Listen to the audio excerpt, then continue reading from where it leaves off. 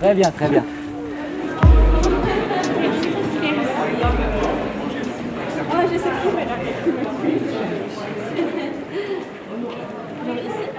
Michel Chamy, qui est neurologue et spécialiste des accidents vasculaires cérébraux. Et dans la présentation qu'il donne du programme de l'école d'été, il dit que l'histoire et la philosophie sont des outils pour mieux comprendre ce que font les médecins et comment fonctionne la médecine. Mais je crois que ce qu'on va voir, c'est que les humanités ne sont pas seulement un outil ou un instrument, on va dire, qui serait remplaçable éventuellement par un autre, mais aussi peut-être le lieu dans lequel s'élabore la pensée médicale.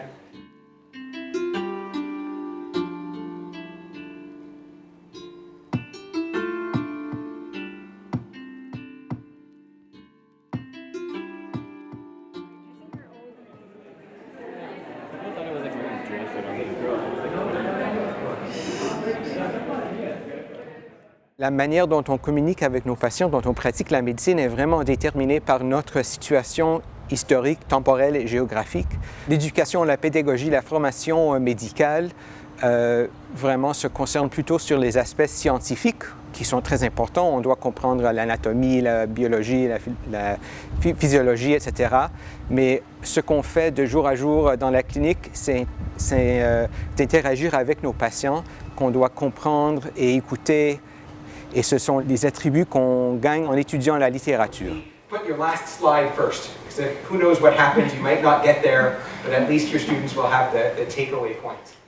Et on a considéré l'effet historique de Jean-Martin Charcot, alors son influence sur le fait qu'on lit les détails des expériences de nos patients qui nous aident vraiment à arriver à nos diagnostics. What made his accomplishments so successful? It was a particular approach that he used called la méthode clinico-anatomique. Et en neurologie, ça doit être encore plus crucial que peut-être dans d'autres Oui, absolument. domaines. C'est le domaine humain qui est notre sujet, de vraiment comprendre la manière dont le cerveau reçoit, interprète tous les signaux de notre environnement. Et c'est vraiment une grande catégorie de symptômes et d'effets qu'on interroge comme neurologue. Tu as dit quelque chose de très important pour les étudiants, et c'est un héritage de Charcot. Il faut prendre du temps pour écouter un patient et pour l'examiner. Précisément. Alors que le système de santé, en France, mais je pense qu'à Ottawa c'est pareil, et à Shanghai aussi, fait qu'on demande aux médecins et aux étudiants d'aller très vite, de faire des observations qui sont maintenant des observations stéréotypées, type, où il faut remplir des cases. Alors que le principe de Charcot, de la médecine narrative, c'est de prendre le temps d'écouter le patient et d'écouter son histoire, parce que c'est justement dans les interstices d'incertitude où on va apprendre des choses nouvelles. Mais je suis complètement d'accord. C'est certainement la réalité à Ottawa aussi, au Canada, aux États-Unis. Particulièrement, par exemple, dans la médecine family medicine, la médecine primaire, dans la salle d'urgence, où il y a toujours des pressions temporelles. On peut aussi se demander pourquoi. Pourquoi existe cette pression? Et je pense que c'est le système monétaire, financier qui crée la pression. C'est à cause de voir le plus grand nombre de patients aussi rapidement possible pour recevoir le plus grand paiement à la fin du mois ou à la fin de l'année. Alors c'est clairement quelque chose qu'on pourrait changer. C'est presque on l'a fait une fois. Ce qui est intéressant, par exemple, sur l'écrit et la littérature, les points de vue, les représentations qui sont véhiculées par les écrits. C'est des choses qu'on n'aborde pas du tout en fac de médecine, au moins en France. Au Canada, j'ai l'impression qu'ils sont peut-être un peu plus ouverts sur ce genre de sujet, mais nous, c'est vraiment des choses qu'il faut aller chercher par notre propre curiosité. Et je trouve que c'est très intéressant. Il nous a fait la remarque, typiquement, que nos observations étaient lues par d'autres personnes. Et quand on écrit le charabia médical, est-ce que ça vaut le coup de mettre une abréviation pour gagner 2 minutes ou 2 secondes? Ou est-ce qu'il vaut mieux prendre le temps pour quand le patient va lire sa fiche de split pour qu'il comprenne mieux ce qui se passe, de se mettre un peu dans la peau des autres personnes qui vont lire des autres soignants et aussi peut-être des patients qui vont lire leur fiche d'hospice. Parce que c'est vrai que des fois aux urgences, ils repartent avec des fiches des comptes rendus d'hospitalisation qui, je pense, sont extrêmement obscurs pour eux. Comment est-ce qu'on fait pour vulgariser sans infantiliser un patient, c'est-à-dire expliquer en conservant une posture d'égalité finalement et de ne pas retomber dans le paternalisme qui était plus commun à l'époque, on va dire. Et ouais, c'est super intéressant que le patient quand même comprenne finalement son diagnostic parce que c'est lui qui connaît l'histoire de sa maladie. Oui. Et justement, le lexique médical est très utile aux médecins pour se comprendre entre eux, mais c'est important aussi d'avoir des médias, par exemple les textes qu'on a lus, qui ont différents registres, différentes techniques, et puis ça permet à plus de gens d'embarquer lorsque le vocabulaire utilisé est plus accessible. Lui, il ressemble plus à un artiste.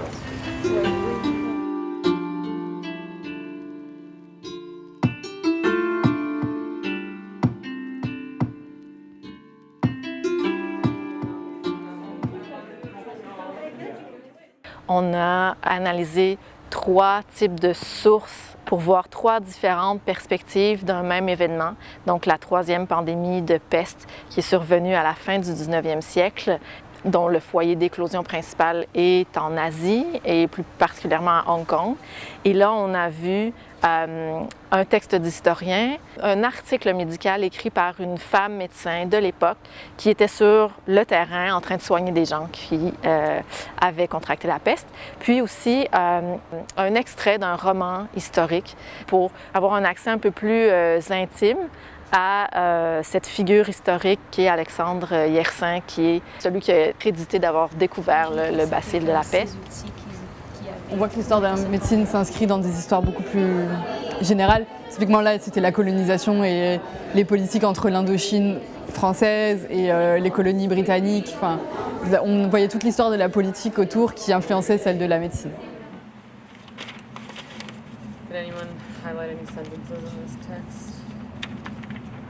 L'idée, c'est de montrer qu'il y a des contributions qui sont faites par des acteurs de l'ombre, souvent des femmes. Et il y avait cet exemple-là d'une médecin missionnaire américaine qui était présente sur le terrain et qu'on ne voit jamais apparaître dans d'autres textes historiques pour sa contribution. Les patients n'avaient pas de voix. En fait, il y avait la voix d'une clinicienne qui était peut-être plus proche, mais on avait juste des petits extraits de choses que les gens autour avaient écrit, mais il n'y avait pas de témoignages de patients. Alors, il y a un contexte historique aussi que peut-être c'était pas forcément des gens qui pouvaient écrire parce que soit ils étaient morts, soit peut-être ils n'étaient pas lettrés, tout simplement.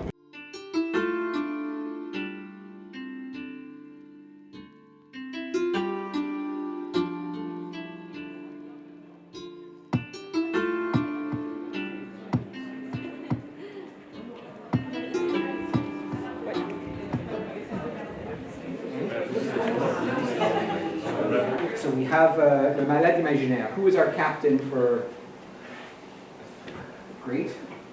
So we have 2 more students for Molière. Who wants some Camus? Who needs some absurdism? On a lu quelques textes classiques, canadiens, américains, français, japonais, britanniques, qui nous ont donné quelques perspectives diverses à propos du rôle du médecin en tant que scientifique et aussi artiste. La médecine va changer, puis après les charlatans dans la médecine vont encourager d'autres choses dans l'art. On a eu un atelier où on a été dispatchés en groupe. Nous, on est tombé sur Le Malade Imaginaire du coup de Molière.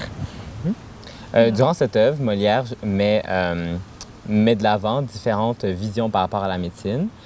Et en tant que groupe, on avait cette œuvre-ci, mais les autres groupes avaient d'autres œuvres qui parlaient de la médecine à travers différents angles, de différents auteurs, et en français et en anglais.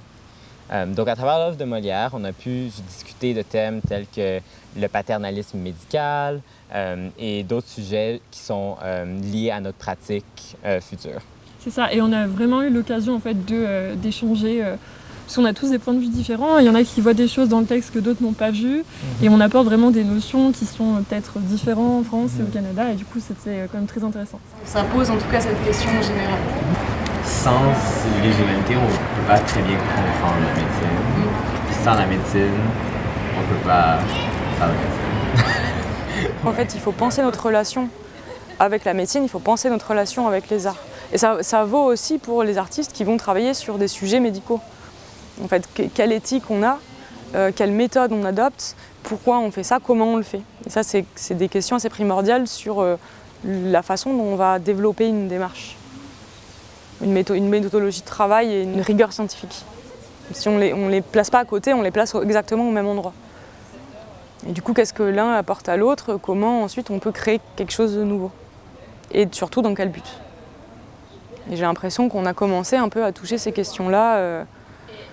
Certains groupes posaient des questions justement sur le pouvoir que peut avoir les médecins face au diagnostic interprétatif des œuvres d'art, avec des questionnements d'ordre éthique, justement, des éthiques disciplinaires. Quand on parle d'art, on pense souvent à la créativité. Et justement, en médecine, il faut un peu faire preuve de créativité, entre guillemets, parce que les patients sont tous différents. Et du coup, on va devoir adapter les prises en charge en fonction du patient. Donc, du coup, c'est un peu ce que l'art nous fait comprendre. Et il y a aussi l'aspect, l'art, comment on peut l'utiliser en santé, en tant que thérapeutique. Justement, la grande question, c'est est-ce que l'art produit par les patients pourrait être le reflet intérieur de ce que les patients ressentent, en fait.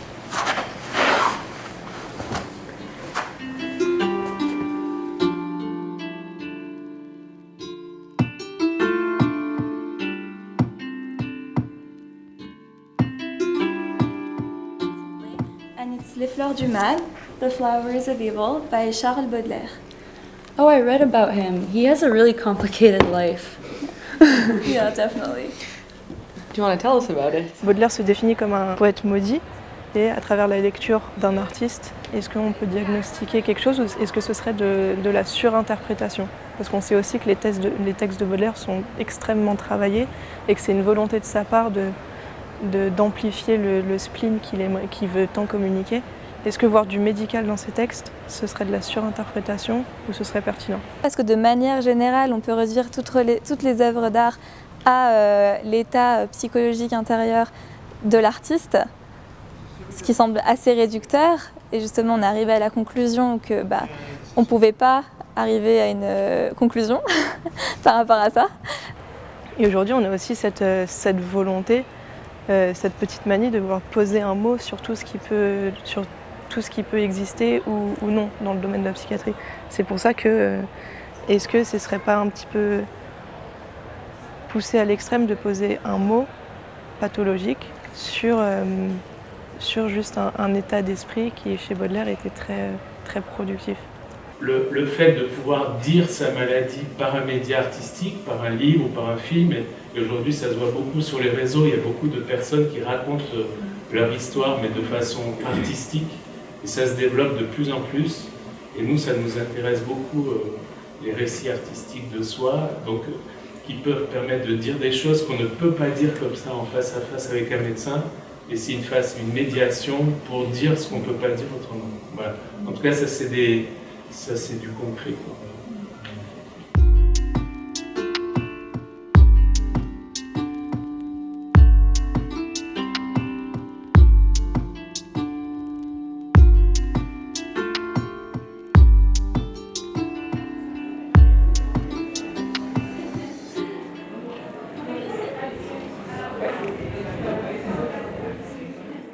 En fait, quand le patient raconte une histoire, il devient humain, donc il n'est plus seulement une maladie, mais il a une histoire. Et il devient humain, mais il rend humain aussi le médecin qui écoute l'histoire. C'est-à-dire, au lieu que ça soit une maladie qui rencontre un dictionnaire, vous avez deux personnes humaines qui se parlent et ça va très très vite. De partager sur des lectures, sur des films, sur toutes ces choses-là, ça permet de réfléchir sur soi et sa pathologie, de se positionner par rapport à ça et d'oser dire. Voilà, j'ai attendu d'avoir 60 ans pour oser écrire des choses que j'ai gardées en moi pendant plus de 40 ans, puisque ça fait plus de 40 ans que je vis avec des maladies chroniques. Et ça, je trouve ça fabuleux. Voilà.